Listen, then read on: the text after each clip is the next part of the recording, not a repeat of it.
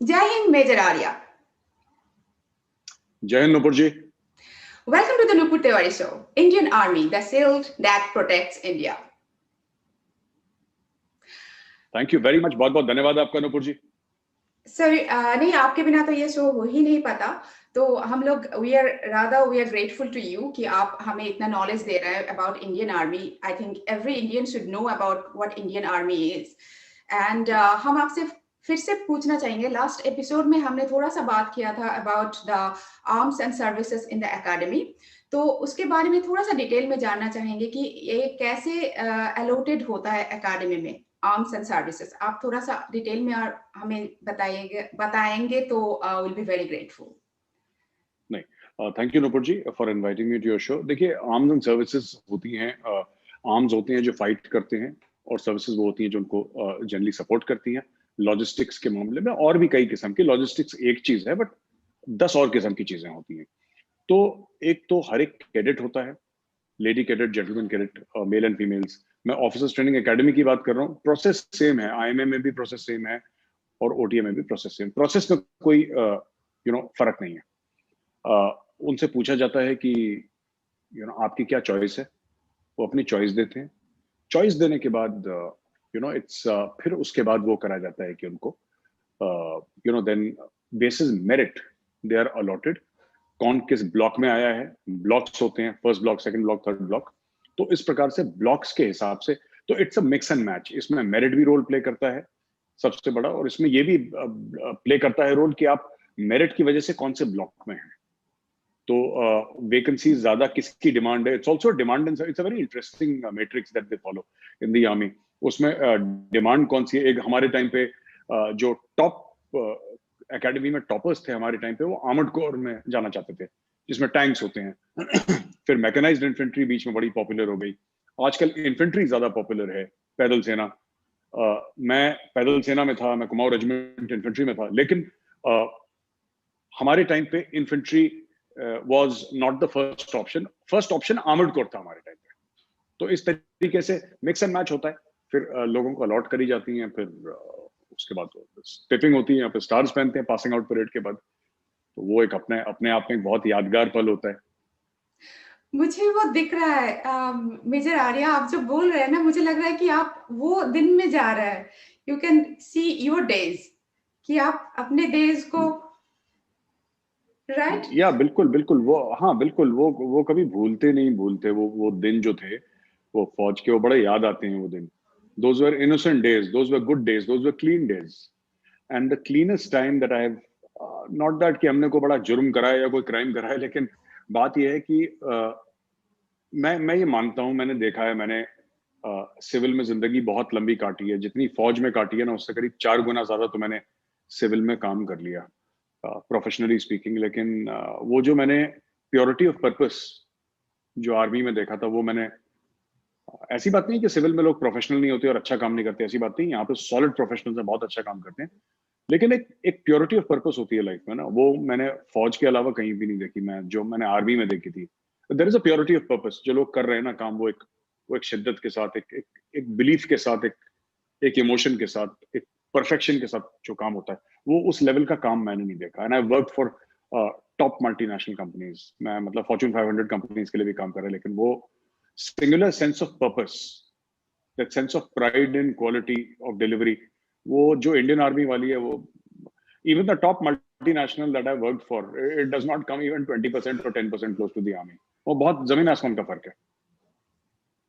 तो ये जो कॉर्पोरेट के, आपने कॉर्पोरेट में भी काम किया, आप अभी मीडिया में काम कर रहे हैं, आप आर्मी में काम किया, तो इसमें आपने जो बताया कि दैट इज जमीन आसमान का फर्क है.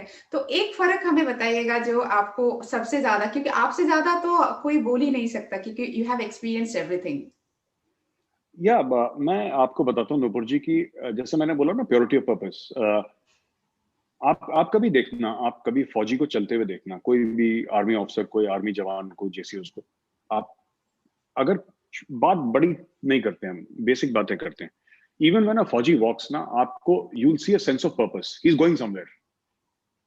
You will never find a फौजी with his hands on his hips loitering around somewhere. ऐसी मतलब एक there is a sense of purpose. वो वो किसी के घर डिनर भी जा रहा होगा ना, it's with a sense of purpose. I mean everything in the army is done in a manner that is what can I say, you're in Japan, so I'll tell you, it's like almost Japanese. It's like, you know, that ये perfection, वो perfection, ऐसा होना चाहिए. There is a way you greet.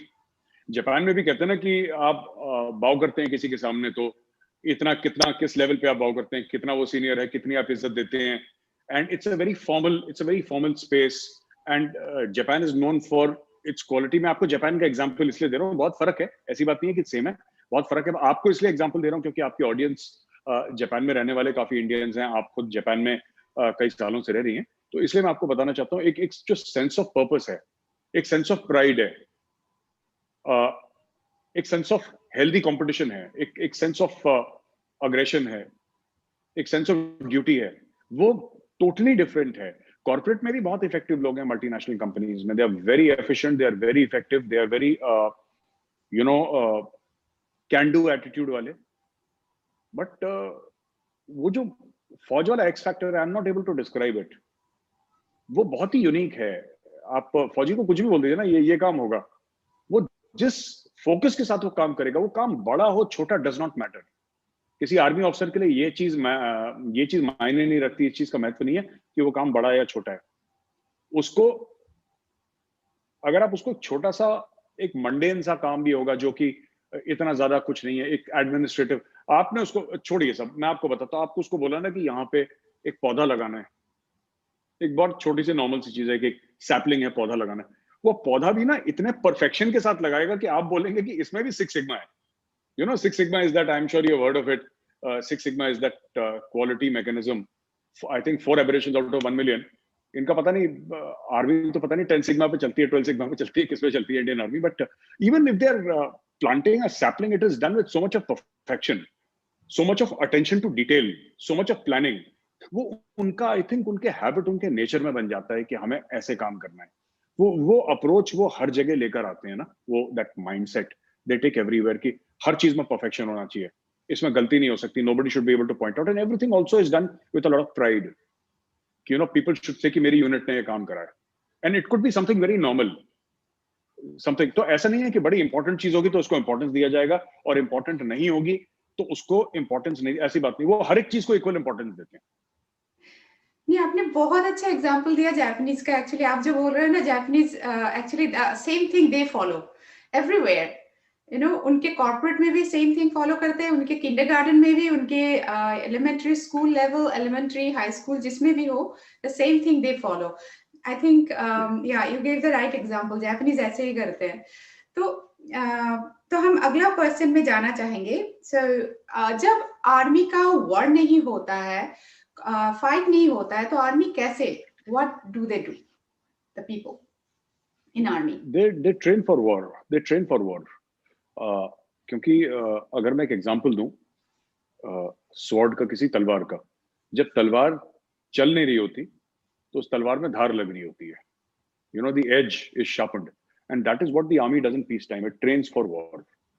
Either it is fighting or it's training for war. और कोई भी armed force, मैं ऐसे कहता हूं कि कोई भी आर्म्ड फोर्स होती है ना, वो एक नेशन का एक अल्टीमेट आर्ग्यूमेंट होता है. जब सब कुछ फेल हो जाता है, then you say that, you know, you send the army. एक it's like an insurance policy. भगवान ना करे कभी आपको जरूरत पड़े, लेकिन अगर जरूरत पड़ेगी, which means things are so bad that it's only the army that can help. So एक वो है, एक अल्टीमेट वेपन जो होता है, ब्रह्मास्त्र जो होता है, जो हमारे वेदों में, पुराणों में कहा गया, ब्रह्मास्त्र का जो एक स्टेटस है, एक रुतबा है, वही फौज का भी है. सो फौज उसी की तैयारी करती है पीस टाइम पे. एडमिनिस्ट्रेटिव जॉब्स भी होते हैं आर्मी में, और मेंटेनेंस के जॉब्स भी होते हैं. There are 10 things because you are running a 1.2-1.3 million army. 12-13 lakh लोग हैं इंडियन आर्मी में. और जब मैं इंडियन आर्मी की बात कर रहा हूँ ना, मैं फिर बोलता हूँ, मैं, मेरे एयरफोर्स और नेवी वाले दोस्त गुस्सा हो जाते हैं कि वो आर्मी करता रहता है.